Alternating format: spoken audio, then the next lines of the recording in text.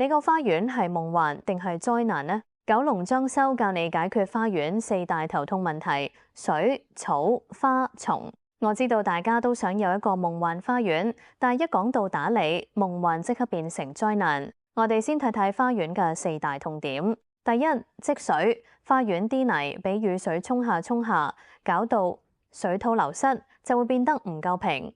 小水凼唔理佢，積下變成大水凼，又惹蚊，草地變泥地，行出行入，好易帶埋啲沙泥入屋，搞到屋企污糟邋遢。第二，草地 Bristol 嘅夏天，大約2個星期要剪一次草，又要買剪草機，除草劑，唔淋水，施肥草皮好快就枯咗，到淋夠水，又怕施肥施得多，昆蟲又會多，令人好頭痛。第三，種植。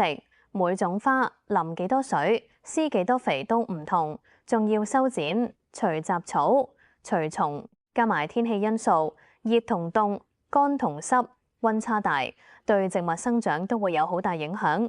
第四，昆蟲問題。英國好多蜘蛛、鼻涕蟲、衣蛾、衣魚、西瓜蟲，仲有蜜蜂。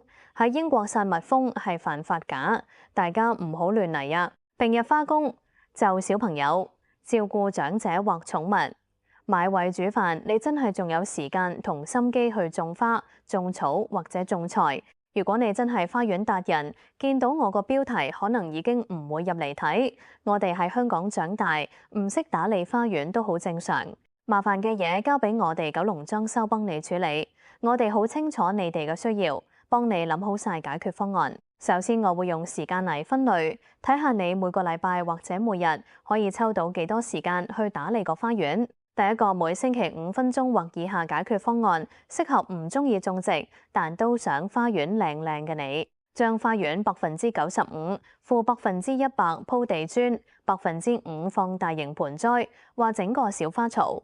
中山子格、薄荷、迷迭香呢類好粗生嘅植物，1星期淋1-2次水。花園多出嚟嘅地方，平日俾小朋友踩下單車，俾寵物跑下，又可以放個戶外燒烤爐、大型戶外家具，招呼朋友嚟燒客嘢食。最大好處喺用水洗刷就得，方便打理，仲唔會有積水問題。第二個，每星期10分鐘解決方案，適合入門級嘅你，嘗試簡單種植。將花園75%鋪地磚，25%位置做花槽，種天竺葵、薰衣草，唔使點打理嘅植物，3-4日淋1次水，地面清潔容易。第三個，每星期2-3日，每次30-60分鐘。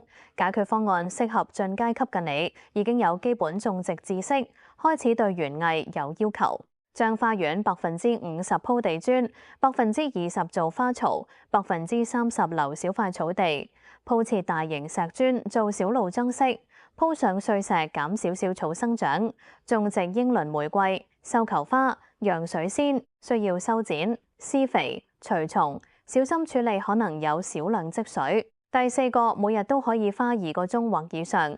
解決方案適合專業級嘅園藝達人，對園藝有深入興趣。將20%鋪設地磚，20%加設小型溫室花槽，50%草地預留未種植發展，10%放置工具，裝個雨水收集桶嚟種花，慳返啲食水。相信你除咗種花之外，已經開始挑戰種植瓜菜。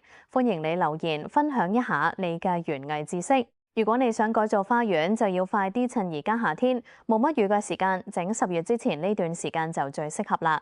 有需要就聯絡我哋九龍裝修。今次同大家分享嘅咁多，多謝你哋嘅收睇，下次見。